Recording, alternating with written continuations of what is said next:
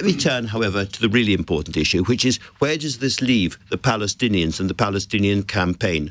Braving drenching rain, there is a big demonstration outside Parliament tonight, and I think on his way there is the Palestinian ambassador, Husam Zomlot, who has kindly dropped into the studio beforehand. Ambassador, very good to see you there. Thank you. It's a confusing situation today. We've had the SNP motion, we've had the Labour motion. Where do you think the parties stand in regard to Palestine? It's not confusing, it's disgraceful. Disgraceful. It's very disgraceful that today we see the British politics at its worst. Politicians are trying to save themselves rather than saving an entire nation from genocide. After 136 days, after all the reports you have received, after the ICJ ruling that now Israel is officially on trial for genocide, and then even a call for ceasefire has become such divisive motions, we really see a lot of politicking here rather than principled position. And this is very, very regrettable. We shall not forget this. Our people will not forget those who stood by while genocide is being carried away. And you will see the British people tonight in front of Westminster, because that is where we get the inspiration and the power from, not from the political establishment so far. Who do you think stood by?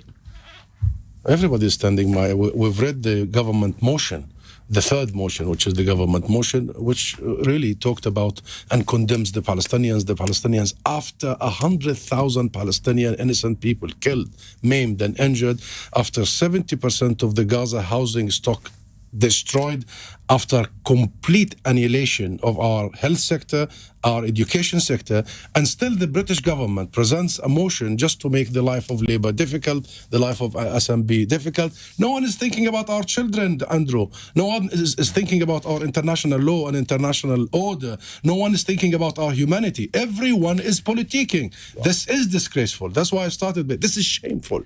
Surely the SNP motion, which calls unequivocally for an immediate ceasefire, is not shameful. Surely the Labour motion, which again says there must be an immediate humanitarian ceasefire, isn't shameful. Surely those motions you approve of. That's why we welcome the SNP motion, and we welcome the shift in the Labour Party position towards an immediate ceasefire. And we don't see why everybody would not just vote for a simple motion for a ceasefire. And we don't see why Labour would pick on the SNP in terms of collective punishment. I mean, seriously, cutting off water and electricity from children. Only yesterday, Haneen Juma, a girl of 8 years old, died because of starvation, Andrew. And then the House of Commons here... I've seen the pictures, You've yes. seen her pictures.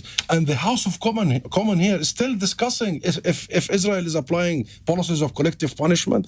This is unthinkable. What is happening in Westminster today is simply unthinkable.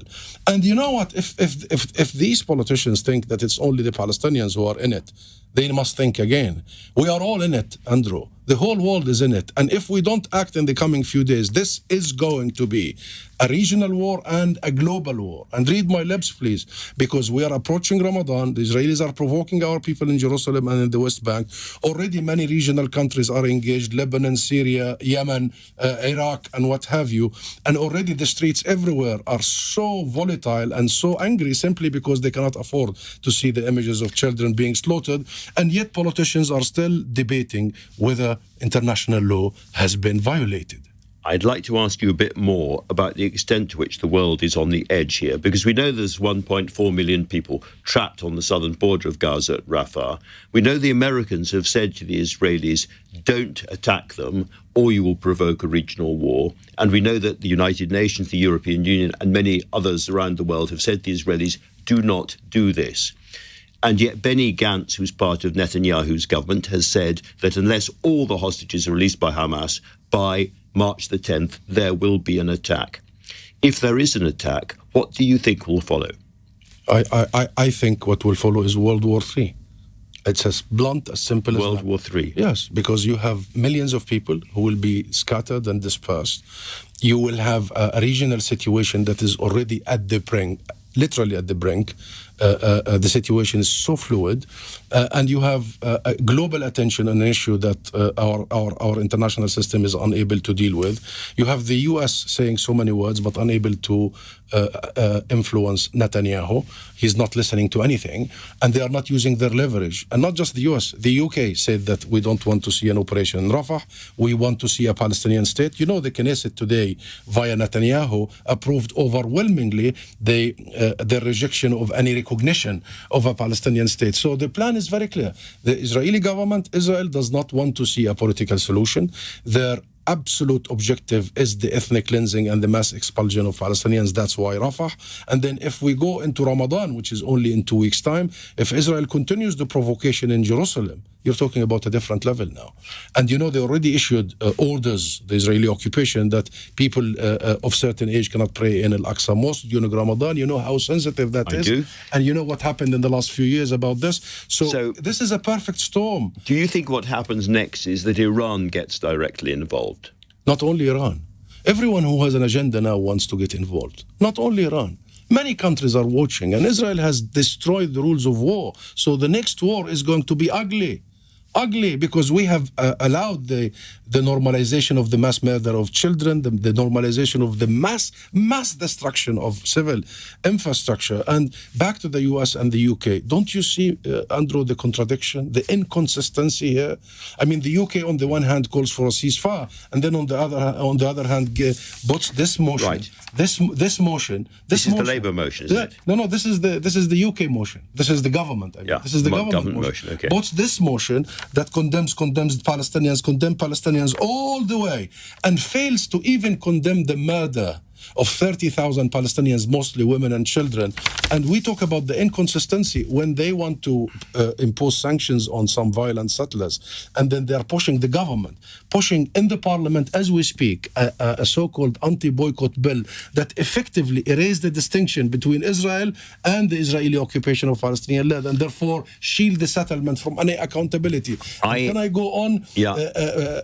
Foreign Secretary appoints a humanitarian envoy, talks about humanitarian need and aid, and then defunds UNRWA, which is the biggest institution. This is the inconsistency that Netanyahu is picking. His coalition and his government knows that words do not count. So these people need to believe that the international community is serious, and no one is telling them that they are really serious about stopping the carnage and the genocide. I really hate the whataboutery, what about this, what about that gets involved in these things. But part of the argument in the Commons today between the Labour Party and the SNP and so on was about actually being frank about what Hamas did right at the beginning of all of this. There are people around who say, well, it was very unfortunate, it's regrettable, but it's an awful lot worse than that. That's where it started, isn't it? Of course, we realize utterly appalling. What we have been saying all along, that Israel is not after Hamas. Israel is not eradicating Hamas. And we've been warning that Israel will instrumentalize the moment to eradicate the Palestinian people. And do I need to prove my point that Israel is after every Palestinian and everywhere? And we have warned the UK government, we have warned the world not to give Israel, the current Israel, the fanatics in the Israeli government, a carte blanche to commit this genocide. That is the key. And you know what? Everybody who has given Israel the carte blanche, everybody who stood by has enabled genocide, and we will not forgive them. You will not forgive, you will not forget. A chilling but very important interview, Ambassador. Thank you very much indeed for coming into LBC tonight.